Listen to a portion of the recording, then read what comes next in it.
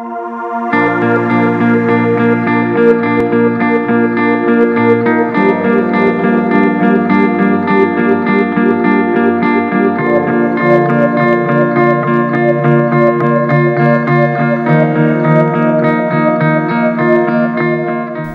friends, and welcome to the lecture on the topic entitled Anti-Inflammatory Drugs, NSAIDs, Probenecid and allopurinol. Let me first of all give you a brief outline of what we are going to discuss today. Firstly, to understand the anti-inflammatory drugs, to get an insight into non-steroidal anti-inflammatory drugs, to know about the probenecid and allopurinol. To begin with, let me give you a brief introduction of anti-inflammatory drugs. The property of a substance that reduces inflammation or swelling is referred as anti-inflammatory. Anti-inflammatory drugs make up about half of analgesics, remedying pain by reducing inflammation as opposed to opioids, which affect the central nervous system. Inflammatory process. A normal beneficial process that begins immediately after injury to facilitate repair and return the tissue to normal function. It's initiated by stimulus, including physical trauma, radiation, chemicals, heat, infection, and hypersensitivity. It also causes the release of chemical mediators. These chemical mediators are compounds released by one cell type that attach to the receptor of the second cell type to effect the response by that second cell. They are contained in mast cells and basophils like histamine, increases vascular permeability, increases blood flow to injured area. Secondly, leukotrienes and prostaglandins, pain response, vascular permeability and chemotaxis. Phagocytes, neutrophils and macrophages remove debris. Lastly, serotonins increase capillary blood flow and vascular permeability. Dear students, now let's try to learn about non-steroidal anti-inflammatory drugs or NSAIDs. They are a class of drugs that group together and that provide analgesic, that is pain-killing and antipyretic, fever-reducing effects, and in higher doses anti-inflammatory effects. The term non-steroidal distinguishes these drugs from steroids, which among a broad range of other effects have a similar eicosanoid depressing anti-inflammatory action. The most prominent members of this group of drugs are aspirin, ibuprofen and naproxen, are all available over the counter in most countries. Paracetamol is generally not considered an NSAID because it has only little anti-inflammatory activity. It treats pain mainly by blocking cyclooxygenase 2, COX-2, mostly in the central nervous system, but not much in the rest of the body. Non-steroidal anti-inflammatory drugs also come under the wider definition of non-opioid analgesics. Major mechanism of action is to decrease PG, that is prostaglandins, production by inhibiting one or both of the cyclooxygenase isoforms, that is COX-1 or COX-2. Prostaglandins are a family of chemicals that are produced by the cells of the body and have several important functions. They promote inflammation that is necessary for healing but also results in pain and fever, support the blood clotting functions of platelets, and protect the lining of stomach from the damaging effects of acid. Prostaglandins are produced within the body's cell by the enzyme cyclooxygenase. There are two cyclooxygenase enzymes, COX-1 and COX-2. Both enzymes produce prostaglandins that promote inflammation, pain and fever. However, only COX-1 produces prostaglandins that support platelets and protect the stomach. Non-steroidal anti-inflammatory drugs block the COX enzymes and reduce prostaglandins throughout the body. As a consequence, ongoing inflammation, pain and fever are reduced.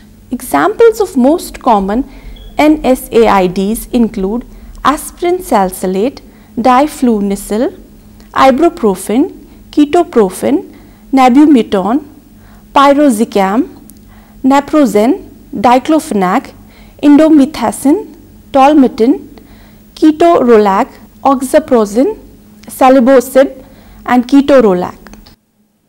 NSAIDs are used primarily to treat inflammation, mild to moderate pain and fever. Specific uses include the treatment of headaches, arthritis, ankylosing spondylitis, sports injuries and menstrual cramps. Ketorolac or Toradol is only used for short-term treatment of moderately severe acute pain that otherwise would be treated with narcotics. Aspirin is used to inhibit the clotting of blood and prevent strokes and heart attacks in individuals at high risk for strokes and heart attacks. NSAIDs also are used in many cold and allergy preparations. Salicylate is used for treating familial endometriosis polyposis to prevent the formation and growth of colon polyps. Pharmacokinetics and dosage of these NSAIDs. Firstly, about the absorption. All NSAIDs are absorbed rapidly from the gastrointestinal tract, and thus almost all NSAIDs are available only as oral preparations. Gastrointestinal upset can occur, so it should be taken with food or milk, or at least a glass of water. Enteric coated aspirin can reduce stomach upset, but it delays absorption. Now about the distribution. NSAIDs distribute into the central nervous system, in breast milk and across the placenta. Extensively bound to plasma protein, especially some COX-2 inhibitors, ibuprofen, phenoprofen, naproxen and tolmetin are 99% bound to plasma protein. Metabolism and excretion of NSAIDs. Metabolized by the liver and excreted through urine, both glomerular filtration and or renal tubular excretion are used in the kidneys to get NSAIDs and their metabolites into the renal tubule. NSAID dosage. The anti-inflammatory and analgesic dosage of NSAIDs varies between patients and the extent of their inflammation. Anti-inflammatory dosage is typically greater than analgesic dosage. Lastly, the toxicity of these anti-inflammatory drugs. Symptoms include tinnitus, nausea, vomiting, hypothermia, sweating and disorientation. Outdated bottles of aspirin have an odor of vinegar. Now about the anti-inflammatory foods. Prostaglandins are hormone-like substances that affect the body in a variety of ways, also regulating inflammatory mediation. An anti-inflammatory diet includes fewer foods that create inflammation, causing prostaglandins in the body, and more foods that create anti-inflammatory prostaglandins, that is PGE1 and PGE3. Suggested diets to reduce inflammation include those rich in vegetables and low in simple carbohydrates and fats, such as saturated fats and trans fats. Anti-inflammatory foods include most colorful fruits and vegetables, oily fish which contains high levels of omega-3 fatty acids, nuts, seeds, certain spices such as ginger, garlic and cayenne. Extra virgin olive oil contains the chemical oleocanthal that acts similarly to ibuprofen. Many bioactive compounds showed anti-inflammatory activities on albino rat. Anti-inflammatory activity of Plumbago xylanica consists of bioactive compound plumbagin, which showed high activity in very low concentrations. In addition to medical drugs, some herbs and health supplements may have anti-inflammatory qualities. For example, bromelain from pineapples, Ananas communis, cannabichromene, a cannabinoid, also has anti-inflammatory effect. Black seeds, that's Nigella sativa, has shown anti-inflammatory effect due to its high thiocyanine content. Now the side effects. Long-term use of NSAIDs can cause gastric erosions, which can become stomach ulcers. In the extreme cases, can cause severe hemorrhage resulting in death. The risk of death as a result of gastrointestinal bleeding caused by the use of NSAIDs is 1 in 12,000 for adults aged 16 to 45. The risk increases almost 20-fold for those over 75. Other dangers of NSAIDs are exacerbating asthma and causing kidney damage.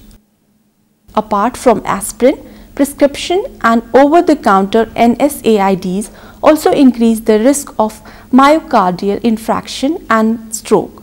Therefore, the best NSAIDs would be those that neither cause gastric erosions nor increase the risk of myocardial infarction and stroke. Now, let's talk about the important anti-inflammatory drugs, that is probenecid and allopurinol. Firstly, the probenecid.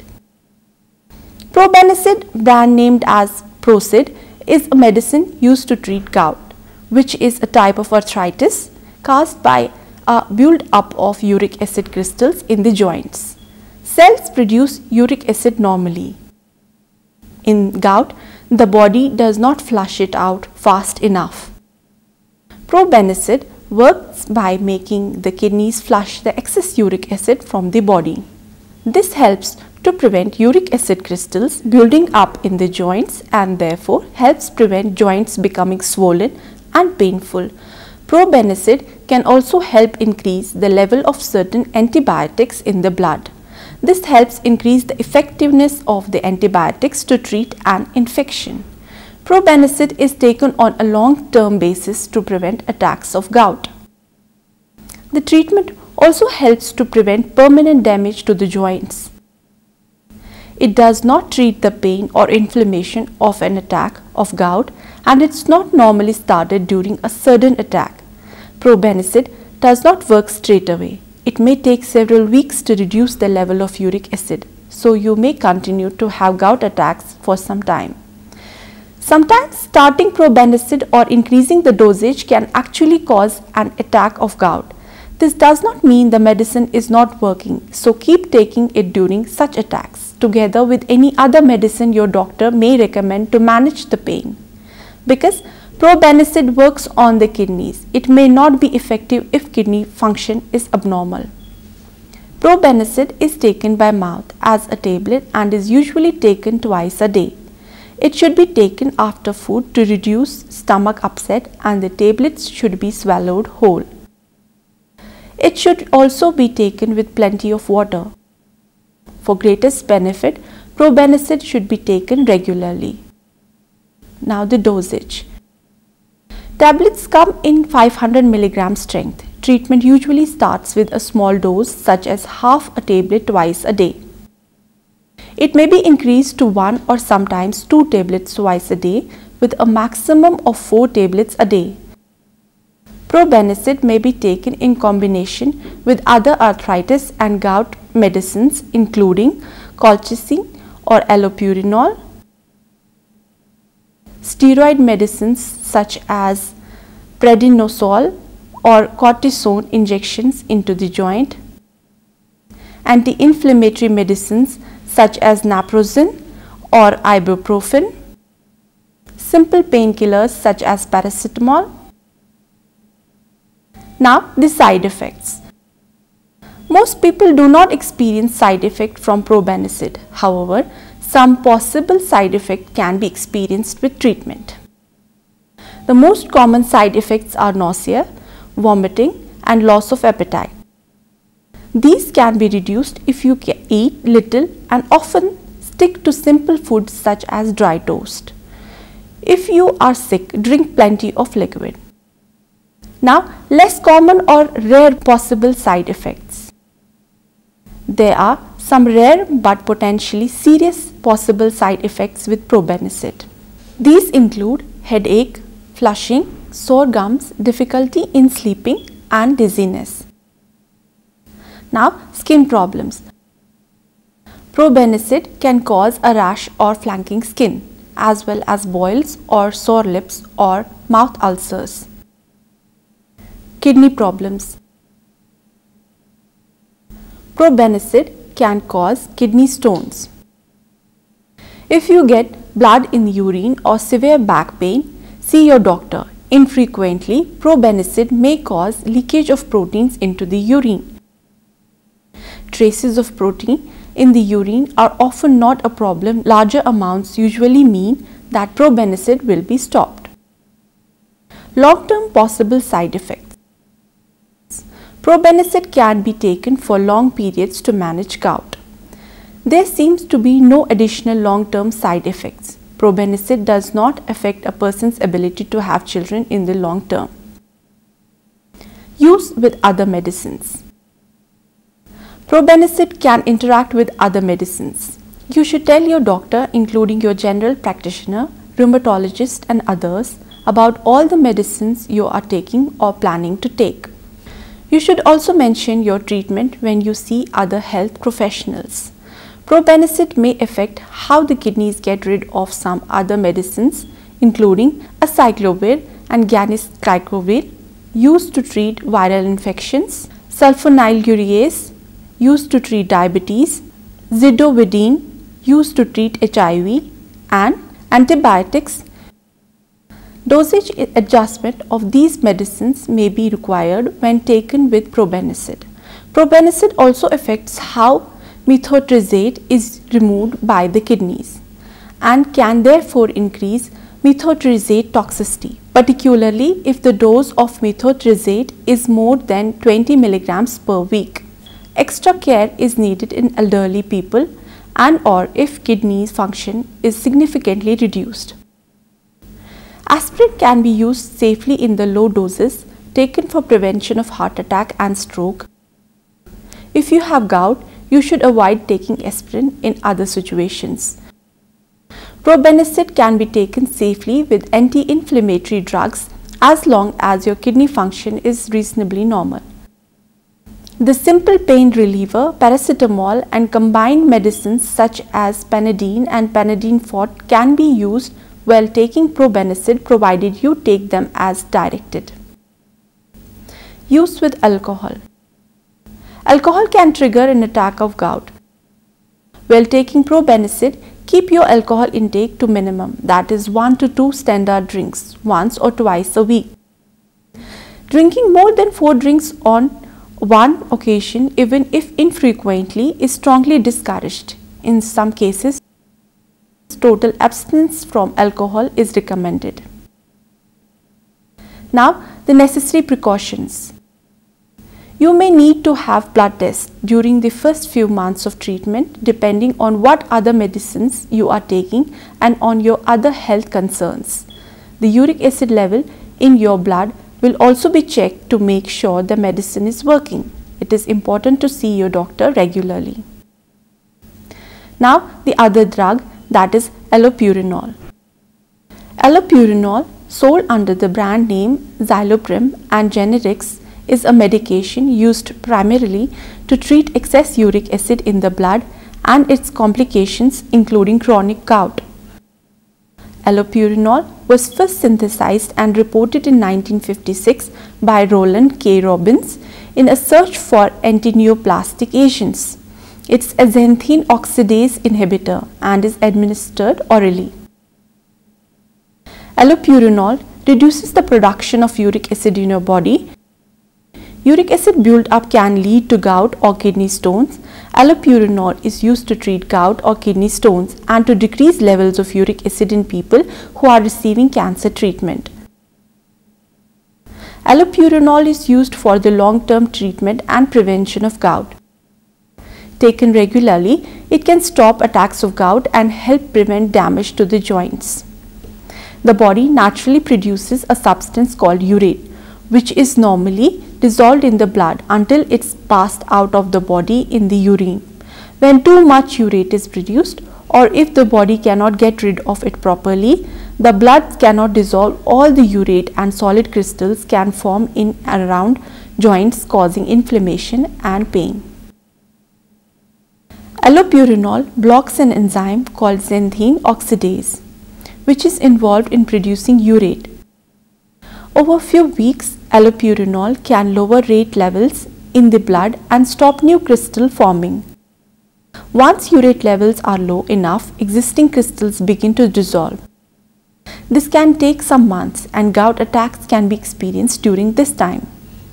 Attacks of gout usually stop within a year as long as your urate levels has lowered sufficiently. Usually a person is offered allopurinol for gout if blood tests show the urate level is high and one or more of the following applies. Firstly, a person is having repeated attacks of gout, a person's joint or kidneys have been damaged by attack of gout, or a patient may have deposits of urate crystals affecting their skin, that is gouty toffee. Your doctor may be cautious about prescribing allopurinol if your kidney or liver function is significantly impaired. Now the dosage. Tablets come in 100 mg or 300 mg strength. Treatment may start with a small dose increasing over time to between 100 mg and 300 mg per day. Higher doses are used in some cases. It should be taken after food to reduce stomach upset. It should also be taken with plenty of water. For greatest benefits, allopurinol should be taken regularly. If you forget to take a dose, there is no need to double the dose at the next scheduled dose time. Allopurinol may be taken in combination with other arthritis medicines, including steroid medicines such as prednisolone or cortisone injections into the joint, anti-inflammatory medicines such as naproxen or ibuprofen, colchicine, simple pain relieving medicines such as paracetamol. Now about the treatment. Treatment with allopurinol may be continued indefinitely as long as it is effective and as long as no serious side effects occur. If stopped suddenly, there is a high risk that gout may worsen. It is very important not to stop the treatment unless advised by your doctor or unless side effects develop. Allopurinol side effects. Get emergency medical help if you have any of these signs of an allergic reactions to allopurinol: hives, difficult breathing, swelling of your face, lips, tongue or throat. Stop using allopurinol and call your doctor at once if you have a serious side effect such as fever, sore throat and headache with a severe blistering, peeling and red skin rash, pain or bleeding when you urinate, nausea, upper stomach pain, itching, loss of appetite, weight loss, dark urine, clay colored stools, jaundice, yellowing of skin or eyes, urinating less than usual or not at all, joint pain, flu symptoms, severe tingling, numbness, pain or muscle weakness. Lastly, easy bruising, unusual bleeding, purple or red pinpoint spots under your skin. Then, less serious allopurinol side effects may include vomiting, diarrhea, drowsiness, headache, changes in your sense of taste or muscle pain. Use with other medicines. Allopurinol can interact with other medicines. Allopurinol increases the blood levels of the immune suppressing medications azathioprine and mercaptopurine. Taking allopurinol with either of these medications may be very dangerous. Consultation with doctor is must if you are taking or are advised to take either of these medications. Other medicines that may interfere with allopurinol include warfarin, ampicillin, amoxicillin, thiazide diuretics, and sulfenpyrazone. Aspirin can be used safely in the low doses taken for prevention of heart attack and stroke. Allopurinol can be taken safely with anti-inflammatory drugs provided the kidney's function is normal. The simple pain reliever paracetamol and combined medicines such as Panadine and Panadine Forte can be used. Use of allopurinol with alcohol. Again, alcohol can trigger an attack of gout. When taking allopurinol, alcohol intake should be minimum, that is 1 to 2 standard drinks, once or twice a week. In some cases, total abstinence from alcohol is recommended. Lastly, the precautions needed for the allopurinol. Blood tests. During the first few months or treatment are recommended. It also depends on the prescription of other medicines that a person is taking and on other health concerns. The uric acid level in your blood should be checked to make sure the medicine is working. Store allopurinol in a cool, dry place away from direct heat and light. Keep all medicines out of reach of children. This was all about anti-inflammatory drugs, NSAIDs, and their usage. I hope you have learned them well. Thank you.